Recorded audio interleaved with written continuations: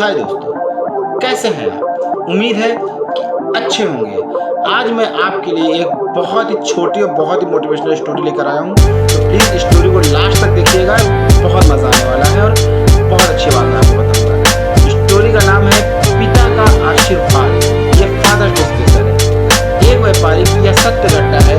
जब मृत्यु का समय नजदीक आया तो पिता ने अपने एकमात्र पुत्र राहुल को बुलाकर कहा कि बेटा, मेरे पास धन संपत्ति नहीं है, मैं तुम्हें विरासत में कुछ नहीं दे रहा हूँ, पर मैंने जीवन भर सच्चाई और प्रामाणिकता से काम किया है, तो मैं तुम्हें आशीर्वाद देता हूँ कि तुम जीवन में बहुत सुखी रहोगे और धूल को भी, मिट्टी को भी अगर हाथ लगाओगे बेटे ने सो चुका है।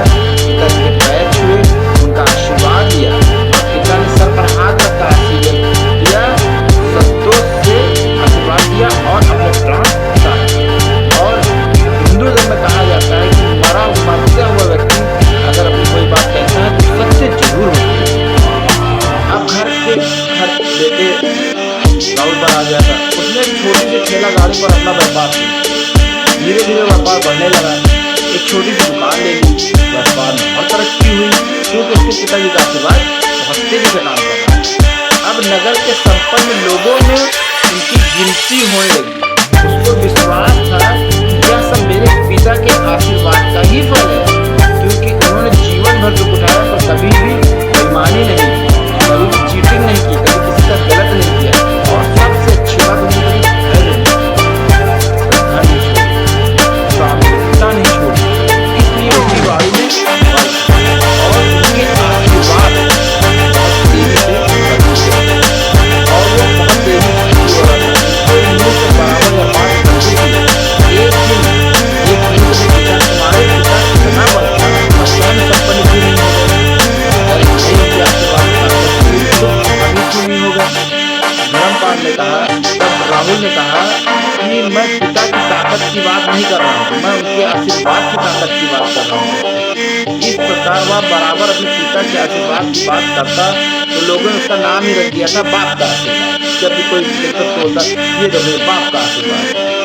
राहुल को उससे बुरा नहीं लगता। वह कहता कि मैं अपने पिता के आशीर्वाद से काबिल हूँ, यहाँ किसी ने मैं कहता हूँ कि मेरे पिताजी का आशीर्वाद मेरे साथ।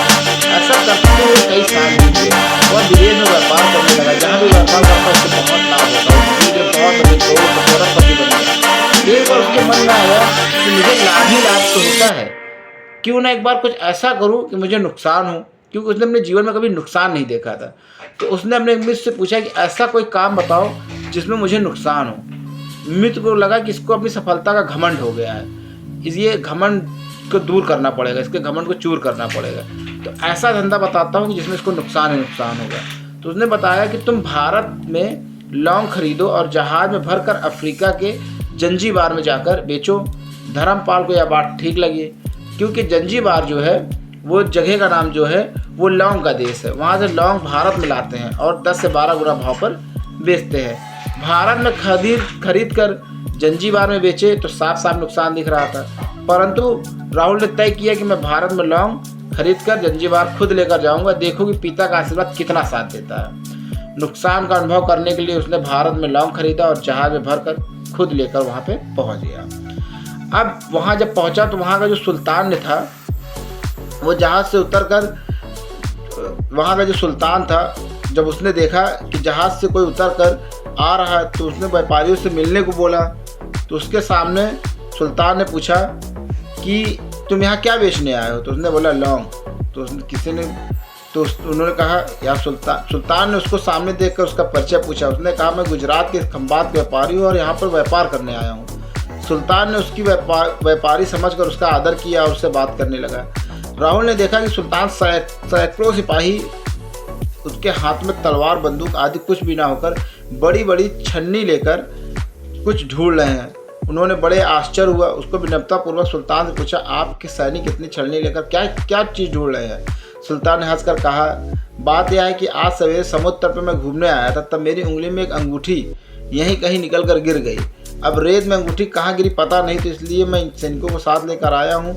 यह रेत छान कर मेरी अंगूठी उसमें तलाश करेंगे। राहुल ने कहा अंगूठी बहुत महंगी होगी। सुल्तान ने कहा नहीं, उससे बहुत अधिक कीमत वाली अनगिनत अंगूठी मेरे पास है, पर वह अंगूठी एक फ़कीर का आशीर्वाद है। मैं मानता हूँ कि मेरी सल्तनत इतनी मजबूत है और सुखी है उस फ़कीर के आशीर्वाद से है, इसलिए मेरे मन में उस अंगूठी की मूल्य सल्तनत से भी ज़्यादा है। इतना कहकर सुल्तान ने फिर पूछा, बोलो सेठ, इस बार आप क्या माल लेकर आए? धर्मपाल ने कहा, लौंग। राहुल ने कहा, लौंग। सुल्तान को आश्चर्य का ठिकाना नहीं रहा। यह तो लौंग का ही देश है सेठ, यहाँ लौंग बेचने आए हो? किसने आपको ऐसी सलाह दी? जरूर वह कोई आपका दुश्मन होगा। यहाँ तो एक पैसे में मुट्ठी भर लौंग मिलते हैं, यहाँ लौंग कौन खरीदेगा? पर तुम क्या कमाओगे? राहुल ने कहा, मुझे यही देखना है कि यहाँ मुनाफा होता है या नहीं। मेरे पिता का आशीर्वाद से आज तक मैंने जो धंधा किया है उसमें मुनाफा ही मुनाफा हुआ है। अब मैं देखना चाहता हूँ कि उनके आशीर्वाद यह भी फलता फूलता है या नहीं। सुल्तान ने पूछा, पिता का आशीर्वाद, इसका क्या मतलब है?